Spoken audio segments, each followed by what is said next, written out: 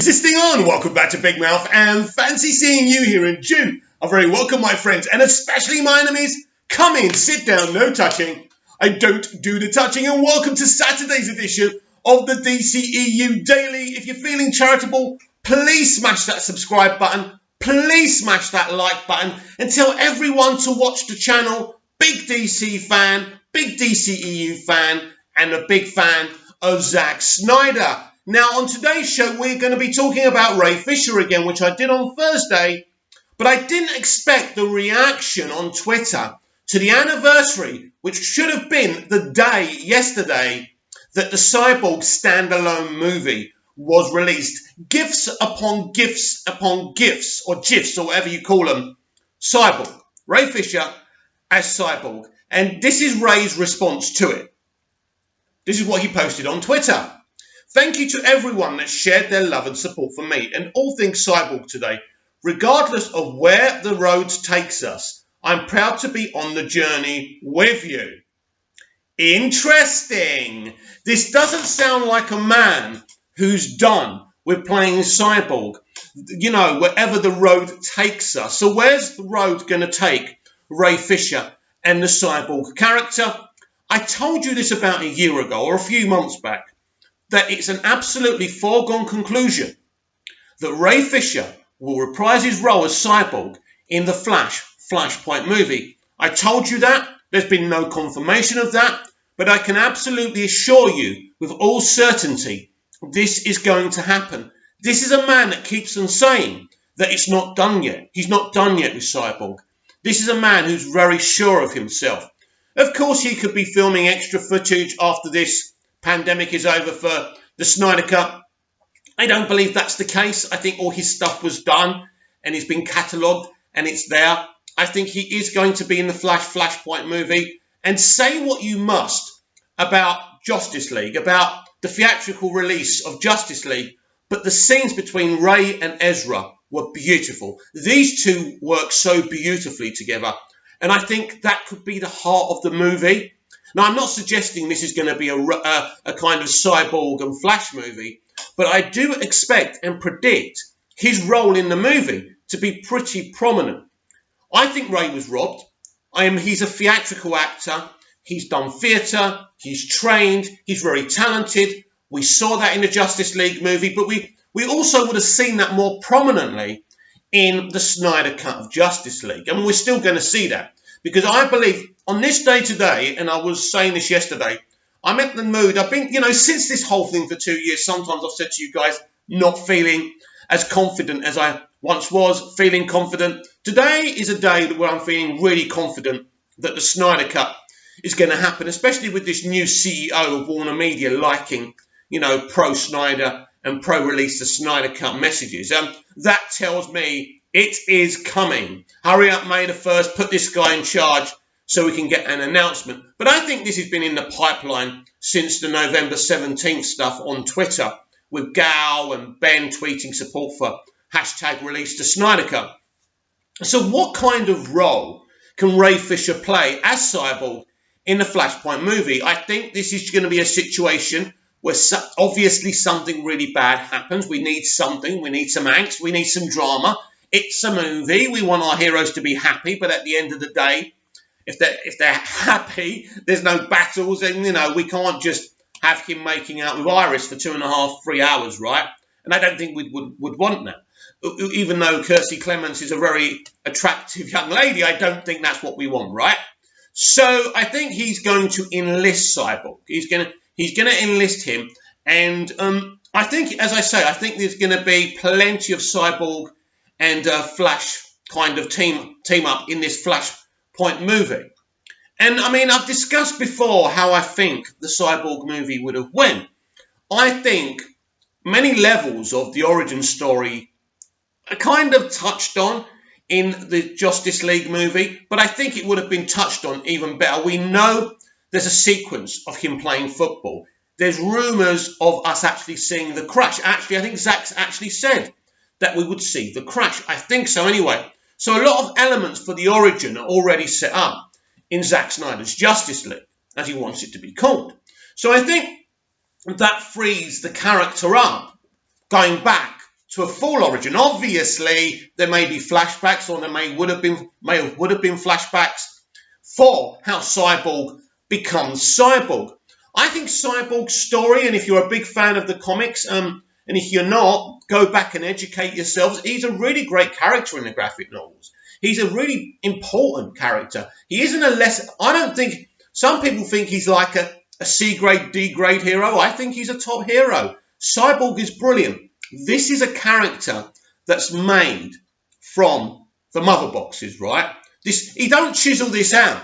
That outfit you see him, he's basically part man, part machine now. He's lost a lot after the crash. And the technology that fuels him is apocalyptic, right? It's from Apocalypse. And that's the whole point.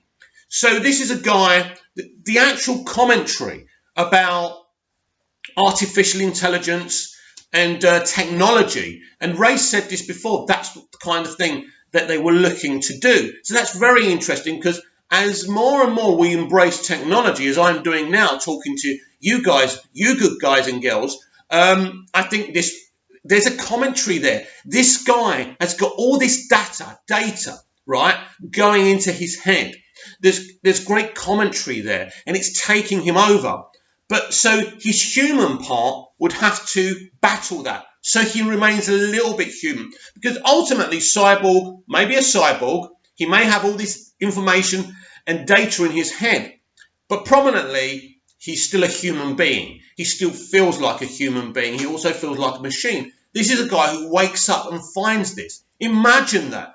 And I think, again, say what you want about Justice League, but I think that scene with his father in the apartment, he's saying that. He's, 1 minute I'm this athlete and then I'm this. He sees himself as a monster, right? And that's something he deals with within the Justice League movie. As I say, I'm no fan of the movie. It's a disgrace. There's so many disgraceful elements to it. But I think actually, and obviously Zack Snyder's Justice League touches on this in a lot more bigger, wider way, right? But I think there are elements of dealing with what it is to be this young man who all of a sudden, he doesn't feel like a person. He doesn't feel like a human being. He doesn't feel like a man anymore. And that's really important, interesting commentary.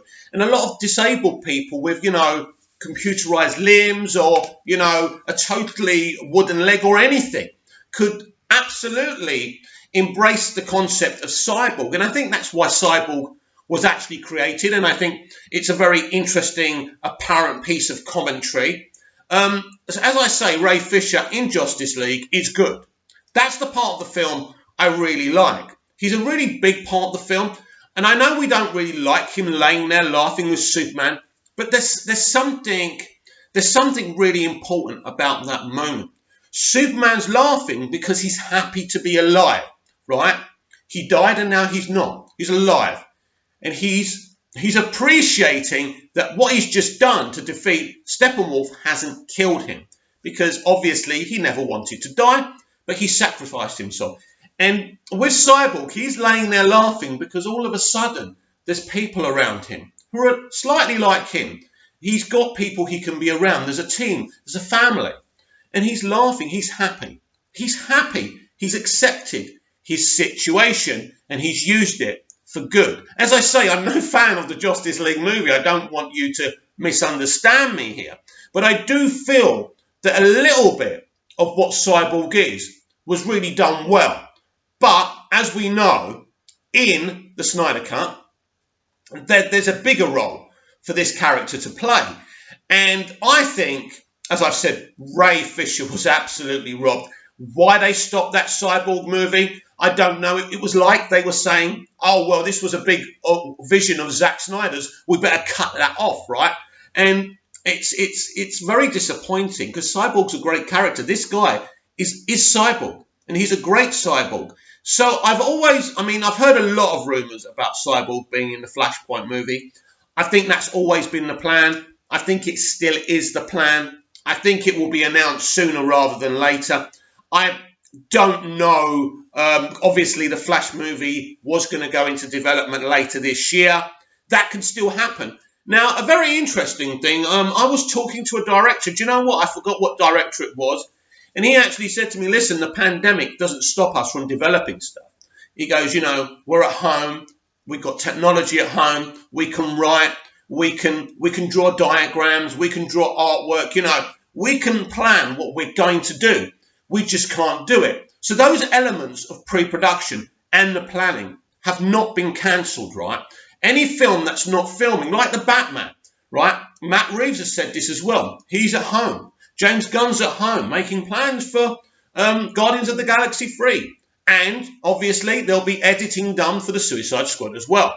So don't think that these people are not working on these films. They can't go out and shoot them. But there's a lot of stuff with technology now that can keep on moving. But today, really, for me, this video, I wanted it to be dedicated to Ray Fisher. First of all, I respect his loyalty to Zack Snyder, but I respect the man's talent. He deserves to be Cyborg. And it sounds like in this tweet, he has the knowledge that he's still Cyborg. So I can't wait to see him in the Flashpoint movie, right? With Ezra Miller. I think it's going to be an amazing film.